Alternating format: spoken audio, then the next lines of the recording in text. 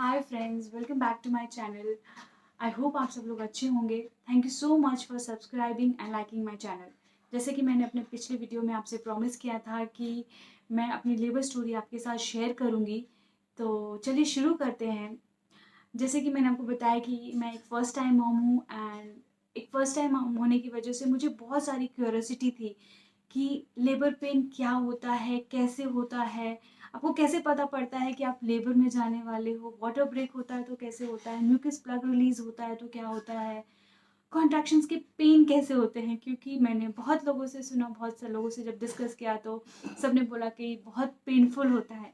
मेरा शुरू से काफ़ी मन था कि नॉर्मल डिलीवरी ही करानी है मुझे, बट जब मैंने सुना कि इतना पेन होता है तो मुझे लगा कि मैं कर पाऊँगी कि नहीं कर पाऊँगी, सी सेक्शन में कैसे होता है, उसके क्या एडवांटेजेस हैं, क्या डिसएडवांटेजेस हैं, बहुत सारे क्वेश्चंस थे मुझे।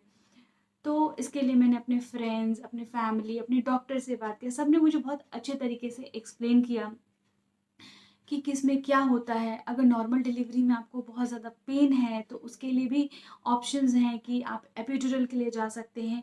एपिड्यूरल आपको लोअर बैक में दिया जाता है, जिससे कि कॉन्ट्रैक्शंस की वजह से जो पेन होते हैं वो कम हो जाते हैं। तो ऑप्शंस हैं, बट अल्टीमेटली ये डिपेंड करता है कि आपकी मेडिकल कंडीशन कैसी है, आपकी प्रेगनेंसी कैसी रही है पूरे 9 महीने। उस पर डिपेंड करता है कि आपकी नॉर्मल डिलीवरी होनी है या सी सेक्शन होना है। तो मैंने फिर भी एक, मुझे नॉर्मल डिलीवरी चाहिए थी, बट फिर भी मैंने एक कंपैरिजन एनालिसिस करके रखा कि क्या बेटर होता है। मेरे पास कंपैरिजन करने के लिए बहुत अच्छा ऑप्शन था, बिकॉज मेरी मदर की नॉर्मल डिलीवरीज हुई हैं और मेरी मदर इन लॉ की सी सेक्शन डिलीवरीज हुई हैं। तो दोनों में कंपैरिजन करने के लिए मेरे पास एक लाइव एग्जाम्पल्स थे। उसके बाद मैंने अपने डॉक्टर से भी बात किया और एक कंपैरिजन एनालिसिस किया, सारे फैक्टर्स को ध्यान में रखते हुए, जिसके लिए कि मैं एक सेपरेट वीडियो बनाऊंगी आपके साथ और आपके साथ शेयर करूंगी, ताकि आप उससे अपना डिसीजन ले सकें। लेकिन अभी स्टार्ट करते हैं कि मेरा लेबर स्टोरी कैसा रहा। तो जैसे कि मैंने आपको अपने पहले वीडियो में बताया था कि मुझे एक लो लाइंग प्लेसेंटा का इश्यू डिटेक्ट हुआ था मेरी प्रेगनेंसी की शुरुआत में, जो कि 5th मंथ तक रिजॉल्व हो गया था। और जैसे ही वो इश्यू रिजॉल्व हुआ, मैं एक नॉर्मल प्रेग्नेंट लेडी की तरह ऑफिस रिज्यूम किया मैंने। मैं नॉर्मल वर्क करती थी एंड मैं बहुत एंजॉय कर रही थी अपनी प्रेगनेंसी। बट जब सबने मुझे कहा कि आई, और मैं हमेशा एंड तक, अपनी प्रेगनेंसी के एंड तक काम करना चाहती थी, बट मैंने जब सबसे बात किया, सबने कहा कि बेबी के आने के बाद आप बहुत ज़्यादा बिजी हो जाते हो 1 डेढ़ साल तक। तो मैंने सोचा कि अभी थोड़ा टाइम, मैं मेटर्निटी थोड़ा जल्दी स्टार्ट करके I can enjoy that time, और मैं अपनी फैमिली और फ्रेंड्स के साथ टाइम स्पेंड कर लूँ, थोड़ा सा सेल्फ पैम्परिंग भी करूँ। तो इसके लिए मैंने क्या किया कि मैंने अपना, जो मेरा ड्यू डेट था वो 30 जून 2019 था। मैंने इसलिए अपना जो मेटर्निटी है वो 14 जून से स्टार्ट कर दिया। 14 जून वॉज फ्राइडे। तो मैंने सोचा कि वीकेंड है एंड मैं अपने फ्रेंड्स के साथ अपने फेवरेट प्लेस को डिनर के लिए गई। बहुत इन्जॉय किया हमने। I love to go out and dine out. And next day हम एक फैमिली डिनर के लिए अपने एक रिलेटिव के यहाँ गए। और फिर देन कमिंग ट्यूसडे को मैंने अपने सैलून का अपॉइंटमेंट बुक किया, क्योंकि I wanted to look good in the pictures with my, for the first time when I hold my baby. तो मेरे लिए बहुत इम्पोर्टेंट था। तो मैंने सैलून का अपॉइंटमेंट लिया and self grooming, self pampering के लिए, and I enjoyed a bit. जब मैं वापस आई सैलून से ट्यूसडे को, तो मुझे थोड़ा सा हेडेक हो रहा था। तो मैंने सोचा कि ठीक है, मे बी नींद नहीं हुई होगी या जो भी। तो आई थॉट कि I should take some rest, but रात को भी काफ़ी ज़्यादा हेडेक हो गया। तो I called my doctor, because pregnancy में बगैर एडवाइस के कोई भी मेडिसिन लेना इज़ नॉट सेफ। तो मेरे डॉक्टर ने कहा कि एक मेडिसिन दी और कहा कि आप अभी ये ले लीजिए, और अगर सुबह तक आपका दर्द कम नहीं होता है तो you come for a checkup. So next day भी दर्द कम नहीं हुआ, तो आई थॉट कि ठीक है, मैं एक बार जाके चेकअप ही करा लेती हूँ। तो एट 12 o'clock डे टाइम में मैं गई डॉक्टर के पास एंड डॉक्टर को बोला कि बहुत हेडेक हो रहा है। तो डॉक्टर ने बोला कि let me check you internally. And उन्होंने चेक किया एंड शी सेड कि बेटा, आपको तो एडमिट हो जाना चाहिए था already, you are already 4 centimetre dilated. Delivery के लिए सर्विक्स का 10 सेंटीमीटर तक डायलेट होना ज़रूरी होता है। अब मैं 4 सेंटीमीटर ऑलरेडी डायलेटेड थी, तो शी सेड कि गो एंड इमीडिएटली आप एडमिट हो जाओ। तो आई वाज लाइक अभी क्या करूँ? अभी तो हस्बैंड ऑलरेडी ऑफिस में थे, मैं अपने फादर इन लॉ के साथ डॉक्टर के साथ चेकअप को गई थी। मैं बाहर आई, डॉक्टर ने बोला ठीक, मैंने बोला ठीक है मैं भी जाके हॉस्पिटल में एडमिट हो जाती हूँ, क्योंकि मैं उनके क्लिनिक गई थी चेकअप के लिए बेसिकली। तो जब मैं वापस आई, मैंने अपने फादर इन लॉ को बोला, फादर इन लॉ सेड कि चलो घर चलते फटाक से। एंड देन मैं वहाँ गई, घर गई, एंड लकीली मैंने अपने 9th मंथ को के स्टार्ट में ही अपना हॉस्पिटल बैग पैक करके रख लिया था, क्योंकि मुझे कुछ फ्रेंड्स ने सजेस्ट किया कि 9th मंथ के बाद आप कभी भी डिलीवरी हो सकती है आपकी, तो आप हमेशा बैग प्रिपेयर रखिए। तो इसीलिए मैंने बैग रेडी रखा था, तो that was a good thing for me. फिर मैं घर गई एंड वहाँ से मैं अपने इन लॉज के साथ हॉस्पिटल पहुँची। सो अराउंड दिन के अराउंड 2 बज रहे थे जब मैं हॉस्पिटल पहुँची। एंड मैंने अपने हस्बैंड को भी कॉल किया, और जब मैंने उन्हें बताया तो he was very much nervous, more than me. So वो ऑफिस से डायरेक्ट पहुँचे हॉस्पिटल, एंड तब तक मैं अपनी सारी फॉर्मेलिटीज़ खुद ही पूरी करी थी। मुझे रिसेप्शनिस्ट ने पूछा भी कि are you going to are you feeling any pain, तो हम आपको पहले डायरेक्टली लेबर रूम में ले जाते हैं। I said no no no, I am fine, I will do the all the formalities. So then what happened is कि I did all the formalities, and उसके बाद जब मेरे हस्बैंड आए तो he was looking very much nervous. मुझे ऐसा लग रहा था कि मेरी जगह वो लेबर पेन में लेबर के लिए जा रहे हैं। So it was very funny moment for me. Then मुझे लेकर गए, सारी फॉर्मेलिटीज़ के बाद लेबर रूम लेकर गए, और वहाँ पे मुझे एनएसटी के लिए ले जाया गया। एनएसटी एक नॉन स्ट्रेस टेस्ट होता है बेबी के हेल्थ को मॉनिटर करने के लिए, जिसमें कि बेबी का हार्ट बीट, बेबी का मूवमेंट, वो सब आपको चेक करते हैं कि ड्यूरिंग द डिलीवरी कुछ प्रॉब्लम नहीं होनी चाहिए। तो मुझे उसके लिए ले जाया गया। थोड़ी देर बाद मुझे रेडी किया गया, और उसके बाद मुझे कॉन्ट्रैक्शंस आ ही नहीं रहे थे। तो बेसिकली एक ड्रग दिया जाता है, मेडिसिन दिया जाता है कॉन्ट्रैक्शंस के लिए, जिससे हम बोलते हैं पिटोसिन, PITOCIN, दिस पिटोसिन, जो कि आपको लेबर में इंड्यूस करता है।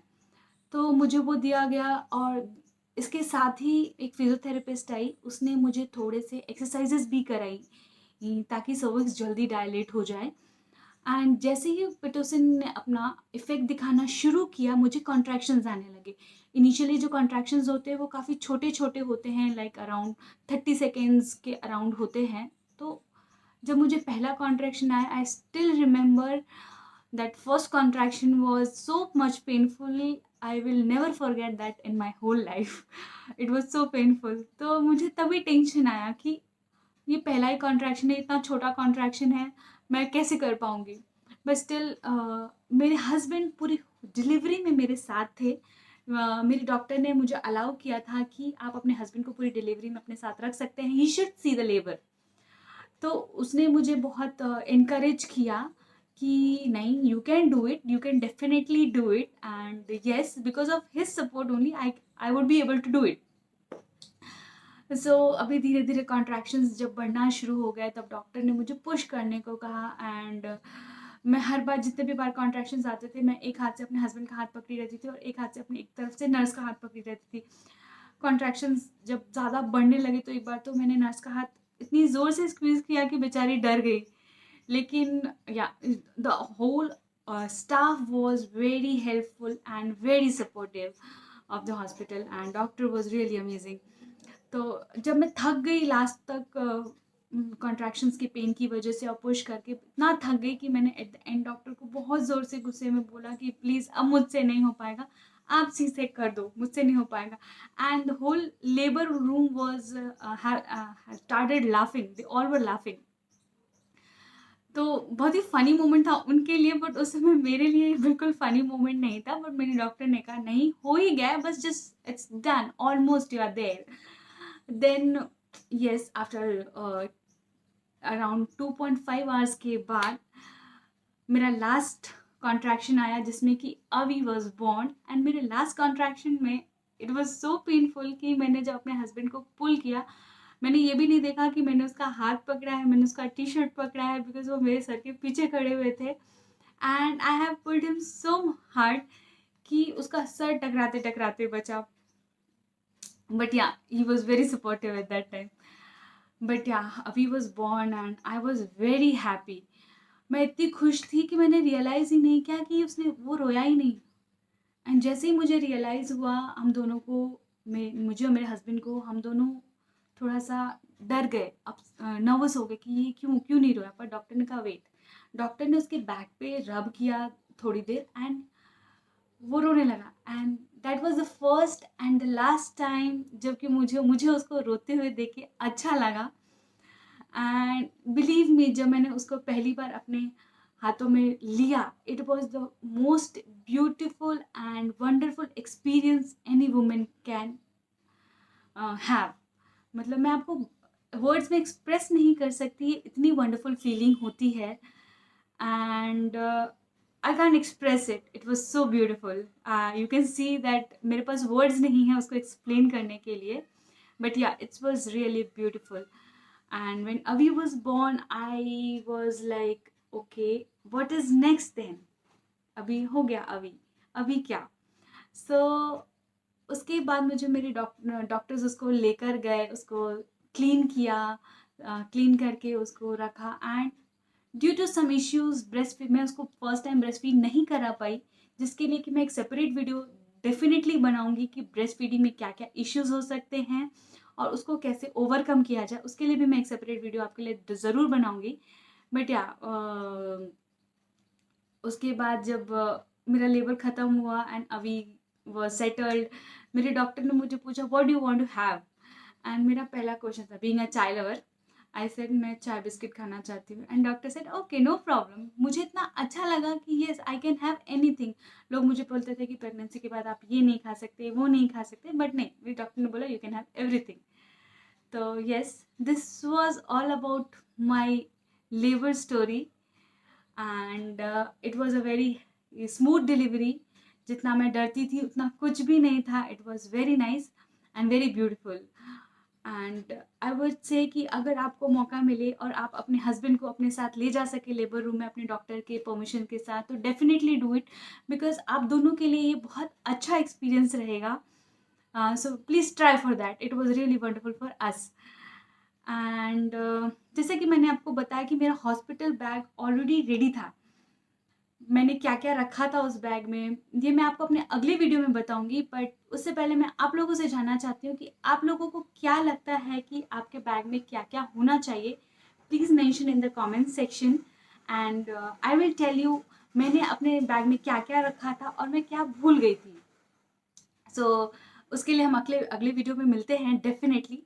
And till then festival seasons आ चुके हैं, सो एंजॉय कीजिए अपने फेस्टिवल सीजन्स को। और during this season festival season कोविड-19 के प्रिकॉशंस को रखना मत भूलिएगा। Stay safe, stay happy, stay positive and stay healthy. And don't forget to subscribe and like my channel. Thank you so much everyone. मैं अपने अगली वीडियो के साथ आपसे नेक्स्ट वीडियो में मिलती हूँ। Till then bye bye.